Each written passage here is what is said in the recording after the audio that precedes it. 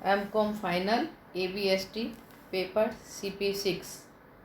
आज हम वित्तीय विवरणों का अर्थ, मीनिंग ऑफ फाइनेंशियल स्टेटमेंट, इसके विषय में मैं आपको व्याख्यान दूंगी। तो वित्तीय विवरण का अर्थ, इसके संबंध में मैं आपको दो विचारधाराएं बताऊंगी।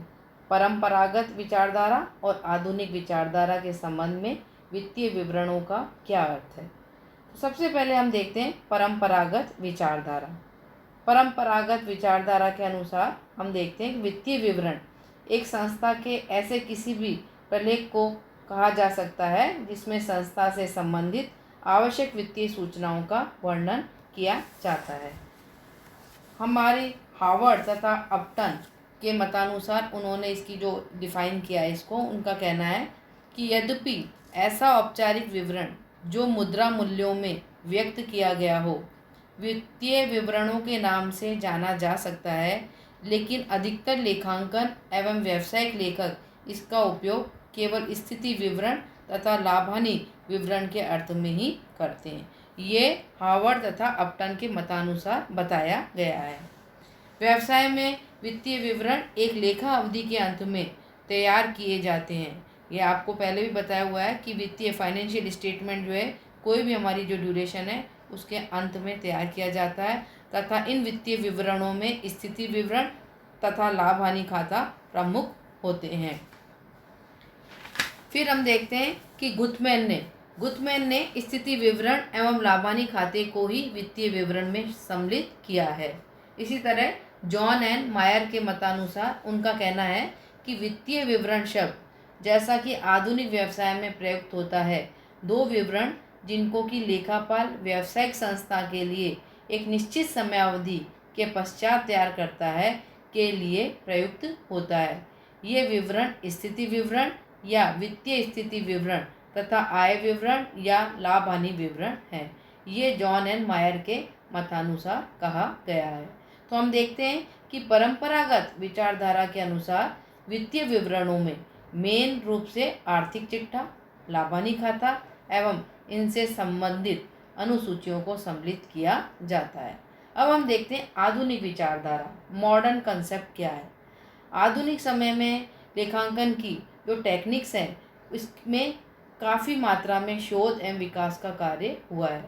वर्तमान कुछ दशकों से कंपनियां आर्थिक चिट्ठे एवं लाभ हानि खाते के अतिरिक्त कोष प्रवाह विवरण, रोकड़ प्रवाह विवरण, मानव संसाधन लेखांकन, चालू लागत लेखांकन, मूल्य संवर्धन विवरण, सामाजिक चिट्ठा एवं सामाजिक लाभ हानि विवरण, लाभदायकता विवरण तथा शक्ति उपयोग एवं क्षमता उपयोग से संबंधित विवरण भी तैयार करती है।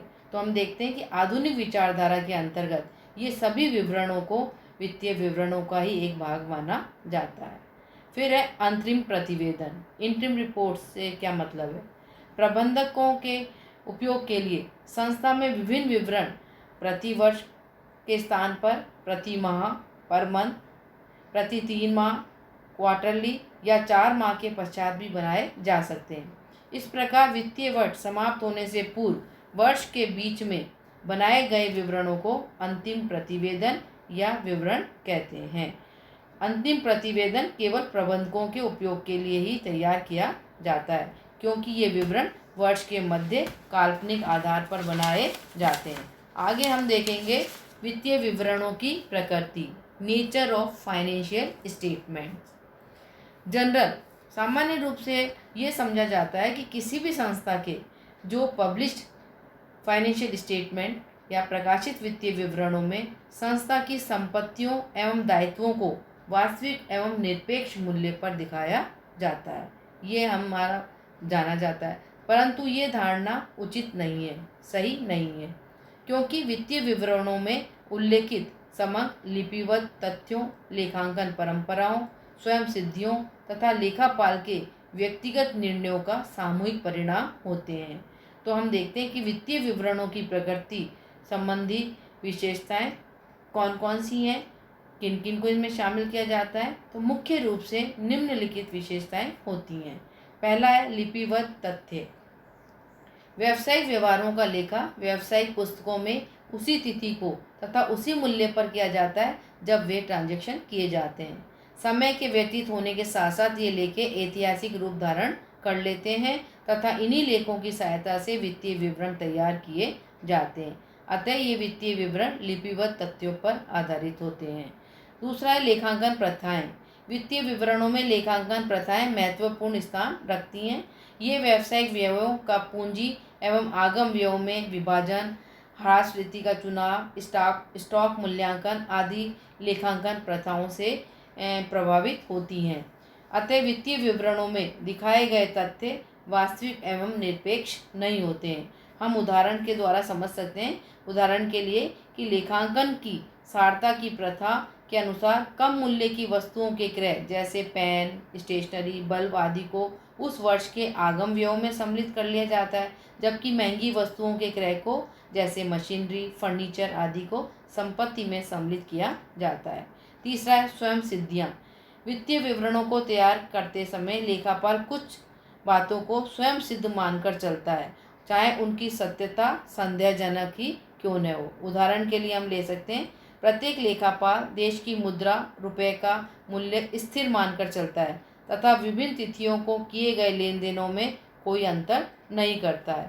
इसी प्रकार व्यवसाय की चालू स्थिति की मान्यता के आधार पर स्थायी संपत्तियों को उनके लागत मूल्य पर दर्शाया जाता है। चौथा है व्यक्तिगत निर्णय। वित्तीय विवरणों पर लेखापाल के व्यक्तिगत निर्णयों का भी बहुत अधिक प्रभाव पड़ता है। लेखांकन के बहुत से क्षेत्र ऐसे होते हैं जहाँ पर लेखांकन की अनेक वैकल्पिक पद्धतियाँ अपनाई जाती हैं, जैसे स्टॉक का मूल्यांकन लागत या बाजार मूल्य दोनों में से जो भी कम हो उस पर किया जाता है, लेकिन स्टॉक की लागत की गणना फीफो, लीफो, एवरेज स्टॉक आदि आदि जो भी लागतें हैं उन आधारों पर की जा सकती हैं। इनमें से किस आधार को अपनाया जाए ये लेखापाल के व्यक्तिगत निर्णयों पर निर्भर करता है। पांचवा है लेखांकन अवधारणाएं। लेखांकन की विभिन्न अवधारणाएं वित्तीय विवरणों के निर्माण में महत्वपूर्ण भूमिका निभाती है। लेन देनों का शुद्ध लिपिबद्ध किया जाना इन अवधारणाओं पर ही निर्भर करता है। मुद्रा मापन की अवधारणा के आधार पर सभी लेन देनों को मुद्रा में व्यक्त किया जाता है। वसूली अवधारणा, उपार्जन अवधारणा एवं लेखांकन अवधि अवधारणा की सहायता से आय की राशि निश्चित होती है। लागत अवधारणा संपत्तियों को लागत मूल्य पर प्रदर्शित करने पर बल देती है। तो आपने देखा, इस प्रकार ये स्पष्ट होता है कि वित्तीय विवरणों की प्रकृति मूलतः अनेक विशेषताएं हैं इनकी, जो वित्तीय विवरणों को समझने तथा इनके निर्माण में सहायक होती हैं।